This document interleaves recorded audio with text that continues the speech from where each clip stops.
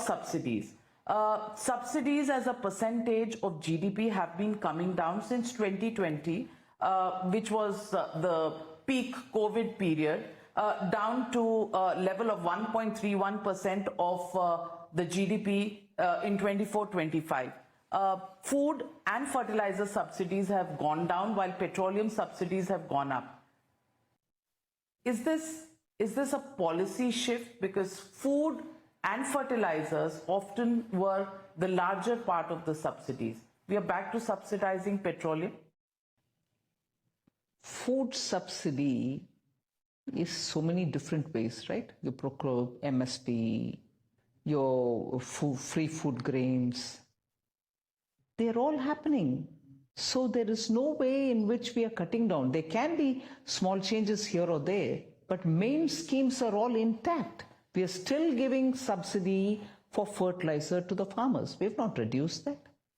But that rise in the fertilizer price which happened post-2020 is not the rise now. So we don't need to pay that much for a price which has come down.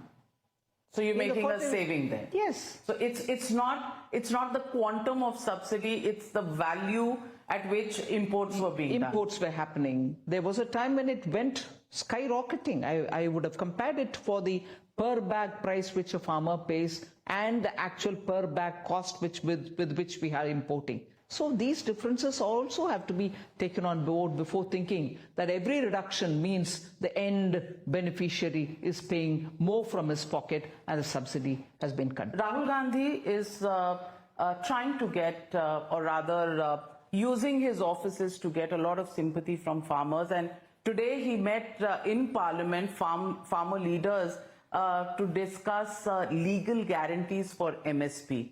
Do you think once again the farmers' issue is going to put the BJP on the back foot? No, I first of all would want to say, take for example, the MS Swaminathan report.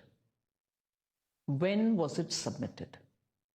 During that period, who was in government? And how long they sat over it? Today they are showing sympathy for farmers.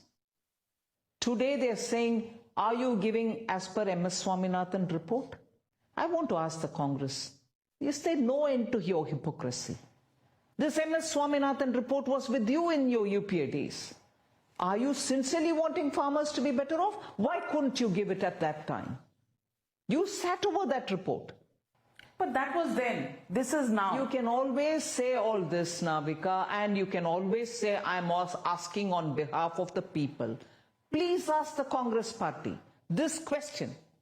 Now you're standing next to the farmers and asking this question. Very well, do it. You're in the opposition.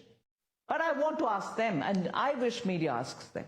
MS Swaminathan report was very much in their hands for more than a couple of years.